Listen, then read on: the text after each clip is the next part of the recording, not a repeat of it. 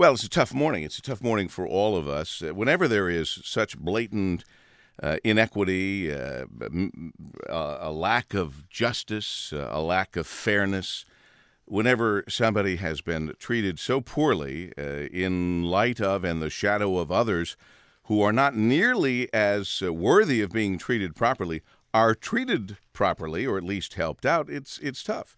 And it's not just tough for us as we look at our jobs and worry about them. It's tough for the woman in charge of the great state of Michigan. That would be, of course, Governor Jennifer Granholm. Governor, good morning to you. Morning, Paul W. It is a terrible day, and I am surprised that none of the newspapers remembered their history and used the headline, "Washington tells Detroit tells Michigan drop dead," the way they did when Gerald Ford wouldn't help out New York City, if you recall those headlines at that time, because in a sense, that's what these folks have done. At the same time, there is a headline that is so appropriate for this mess and for the hypocrisy that Washington has flourished in over the last few weeks. Top broker accused of $50 billion fraud. This is one person, one man, who perpetrated, allegedly, a $50 billion fraud, half of what the auto industry was initially looking for to save or at least give an opportunity to an entire industry. Paul W., I mean, I don't think there's any words to describe how the utter hypocrisy and the anger that I can certainly speak for myself. I am feeling should be foisted upon this Senate. It's incredible, and it's about it's about the economy and it's about the unfairness. But what it's about is really 3 million people who have just been given this lack of a job, taken their jobs away essentially for Christmas. What do we elect these people in Congress for, if not to protect our citizens? And all they have been doing, the Republicans in the Senate, have been protecting the foreign companies that are in their borders. They're not acting as Americans. They're acting with their parochial interests. And I think it is astonishing. However, I do believe that the president will step in. He has to, because you can see what's happening to the markets this morning. It is unacceptable for this un-American, frankly, behavior of these U.S. senators to cause our country to go from a recession into a depression. Well, as I said this morning, what an opportunity, not handed to presidents or anybody ending their term, if you will, to change the way history looks at them. Yes.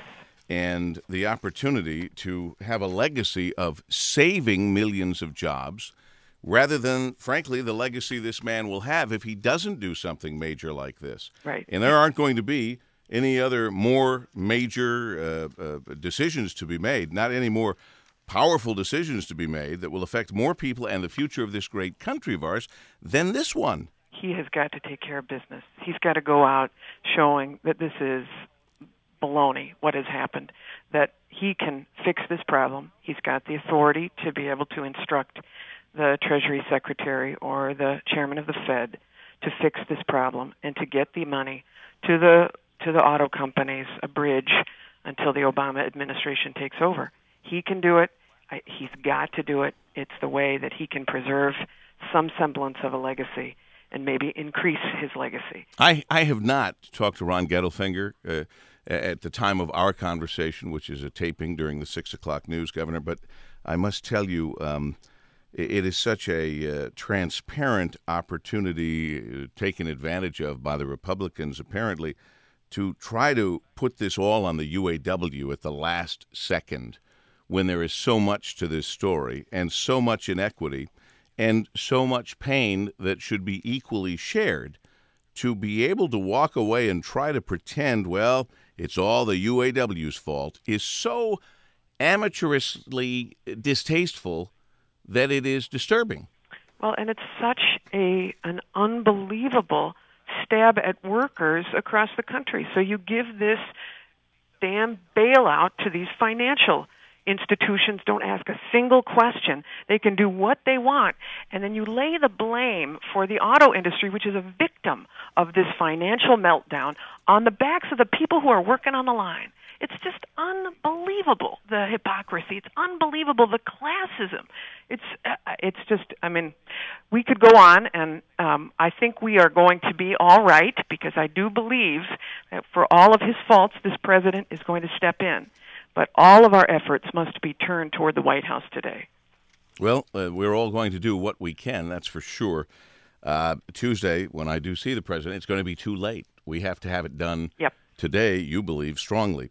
Let's look at a positive story, which is what you were originally scheduled to be on talking with us about. Yeah.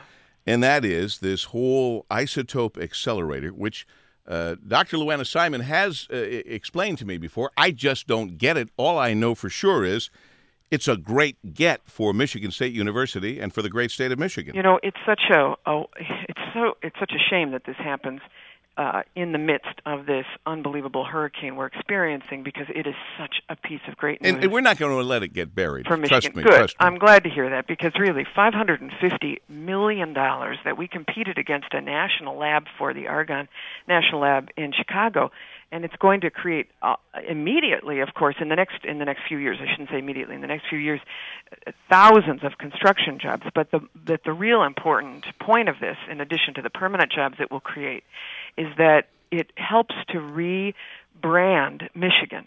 As we move to a science, technology, engineering, math state, as we move into the knowledge economy, we go from the Rust Belt, and I always say to the Rust Belt, to the Green Belt. We want to focus on science.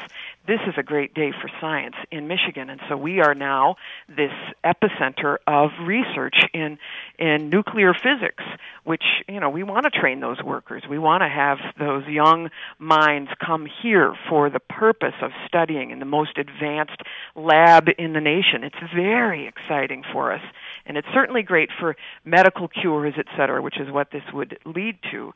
But for our pipeline of workers and our image as a state, it is a phenomenal get. Well, and it didn't come easy. They've been working on this since 1996. Yep. And it is about the 21st century. It is about the next Michigan that at times, like the times we get these proclamations from Washington, D.C., we feel like we don't have that chance to get to the next Michigan, but we are. We're on our way to the next Michigan, whether they like it or not.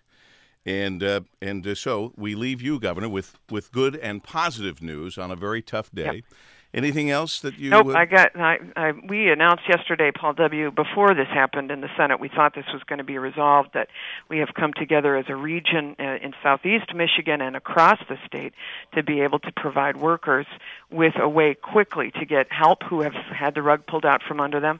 And hopefully I can come back and talk about that, because I know we don't have time this morning, but it is, nothing has pulled this state together like this crisis, and I suppose if there's any silver lining, that is it. We are going to put all hands on deck in making sure that people have the dignity of a chance, a career, training, so that we can move them into other sectors if, in fact, these auto jobs are gone. You've made budgetary cuts and moves. I would presume this means that there's obviously a lot more action in that area once the dust settles and you can figure certain things out.